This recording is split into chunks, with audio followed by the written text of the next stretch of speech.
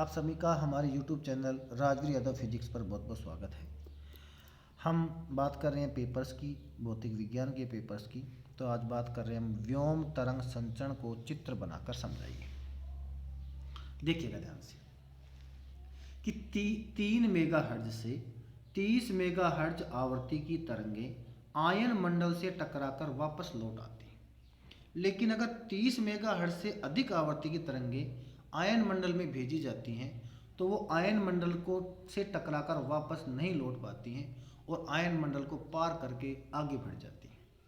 आगे देखिए इसमें, तो इस प्रकार के संचरण को व्योम तरंग संचरण कहते हैं। कौन सा संचरण को? जिसमें कि तरंगें जो हैं वो आयन मंडल से टकराकर वापस लौट आए, तो इस प्रकार के संचरण को कहते हैं व्योम तरंग संचरण। जैसे मान लीजिएगा ये पृथ्वी है, ये यहाँ पर आयन मंडल है, यहाँ पर ये प्रेषित्र है, मतलब यहाँ से तरंगें भेजी जा रही हैं।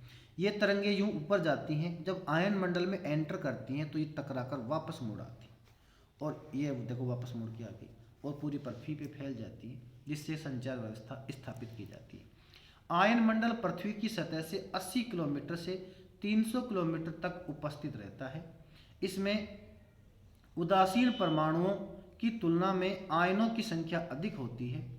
जैसे जैसे ऊंचाई बढ़ती है आयनों के घनत्व में वृद्धि होती है, जिससे जब कोई तरंग इसमें प्रवेश करती है तो वह अविलंब से दूर, सघन से विरल हटती है।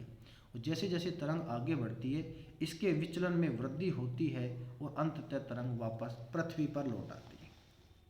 अगला क्वेश्चन क्या कह रहा है, परिभाषित कीजिए। ट्रांसड्यूसर और मॉड्यूलन दोनों के दोनों रिपीटेड है, पहले पढ़ा रखें, आप वहां से देखिए। 25वां क्वेश्चन है, किरचॉफ का प्रथम नियम लिखिए। 10 वोल्ट तथा नगण्य आंतरिक प्रतिरोध की बैटरी एक घनीय परिपथ जाल विकर्णतः सम्मुख कोनों से जुड़ी है।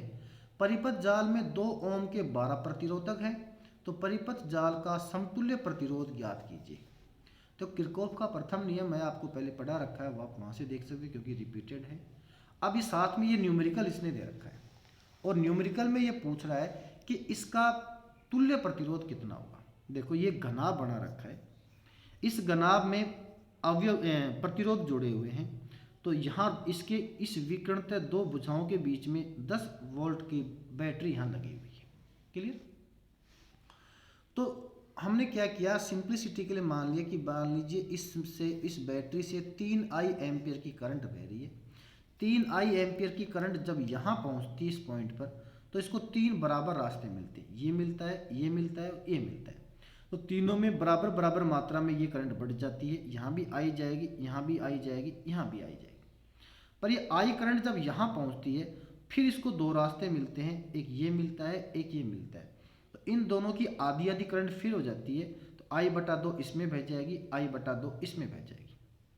इसी प्रकार ये आई करंट जब यहाँ पहुँचती है इससे को भी 2 रास्ते मिलते हैं, एक ये वाला और एक ये वाला।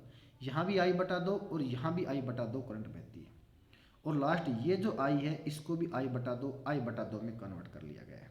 तो अब आप देख रहे हो कि इधर से I/2 आई, नीचे से I/2 आई, तो ये मिलके क्या बन जाएगी, यहाँ पर I बन जाएगी। इस भुजा में यहाँ से I/2 आई, नीचे से I/2 आई, तो I बन जाएगी और ऐसे ये भी I बन जाएगी। फिर ये तीनों I मिलकर वापस 3I करंट बन जाती है। इस प्रकार से हमने परिपथ को समझा है। अब आगे देखते हैं। किरचॉफ के द्वितीय नियम से IR + 1/2 IR + IR बराबर E होता है, या 5/2 IR बराबर E बराबर 0 होता है, या E बराबर हो गया 5/2 IR। परिपथ जाल का समतुल्य प्रतिरोध R इक्विवेलेंट होता है बेटा R बराबर V/I। तो इसकी जगह E, I की जगह 3I, क्योंकि हमने 3I करंट दिखाई थी वहाँ पे। तो R इक्विवेलेंट बराबर E की जगह 5/2 IR बटे 3I, कटे सो काट दो 5/6R। और सवाल स्पष्ट कहा था कि एक प्रतिरोध का मान 2 ओम है, तो 5/6 गुणा 2 बराबर 5/3 ओम। अगला क्वेश्चन है, अपवर्ती दूरदर्शी की तुलना में परावर्ती दूरदर्शी क्यों श्रेष्ठ है? पहला का 2 कारण लिखिए। एक दूरदर्शी की आवर्धन क्षमता 8 है। जब इसे समांतर किरणों के लिए समंजित करते हैं तब नेत्रिका और अभिदृश्यक लेंस के बीच की दूरी 18 सेमी है। दोनों लेंसों की फोकस दूरियां ज्ञात कीजिए। ये सवाल भी 3 नंबर का आया था। सबसे पहली बात कि परावर्तक दूरदर्शी की विशेषता क्या है, तो देखो इसमें प्रतिबिंब अपवर्तक दूरदर्शी की अपेक्षा अधिक चमकीला बनता है, पहला।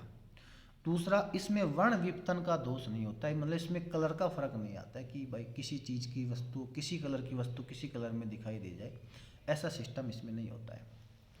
आगे एक न्यूमेरिकल भी दे रखा था, वो भी देखो। सवाल में कहा था कि m का मान 8 है, फिर कह रहा है कि 18 सेमी दूरी है, अर्थात अभिदृश्यक लेंस और अभिनेत्र लेंस दोनों की फोकस दूरियों का योग सवाल ने 18 सेमी कहा है। m बराबर f0 अपॉन एफ होता है, जिसकी वैल्यू सवाल ने 8 दे रखी है, तो f0 बराबर 8 एफ हो गया समीकरण नंबर 2। समीकरण 2 का मान समीकरण 1 में रखने पर 8 एफ प्लस एफ बराबर 18 या 9 एफ बराबर 18 और एफ बराबर 2 सेंटीमीटर। एफ का मान समीकरण 2 में रखने पर f0 बराबर 8 गुणा 2 बराबर 16 सेंटीमीटर।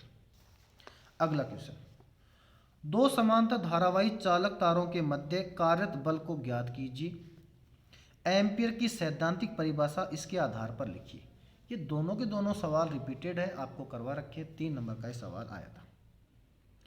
इसके अथवा में भी क्वेश्चन आया था, वो भी देख लो कि चुंबकन M, चुंबकशीलता H, चुंबकीय तीव्रता H, चुंबकीय प्रवृत्ति काई और आपेक्षिक चुंबकशीलता म्यू आर में विभिन्न संबंध को स्थापित कीजिए।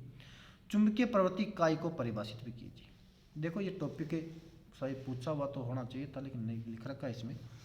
देखो विभिन्न चुंबकीय राशियों में संबंध क्या होता है। देखो हम जानते हैं कि परिनलिका के क्रोड में उत्पन्न चुंबकीय क्षेत्र B, परिनलिका में प्रवाहित धारा के कारण उत्पन्न चुंबकीय क्षेत्र B0 और पदार्थ के चुंबकन से उत्पन्न बद्ध धाराओं के कारण उत्पन्न चुंबकीय क्षेत्र B1 के योग के तुल्य होता है, अर्थात B बराबर होता है B0 प्लस B1।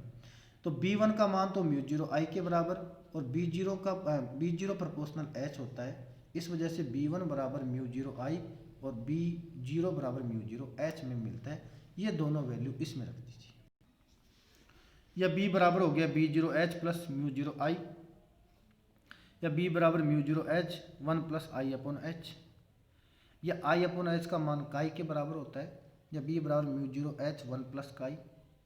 चूँकि B बराबर क्या होता है, म्यू H होता है, तो म्यू H बराबर म्यू0 H 1 प्लस काई, या म्यू अपॉन म्यू0 बराबर 1 प्लस काई, या म्यू आर बराबर 1 प्लस काई।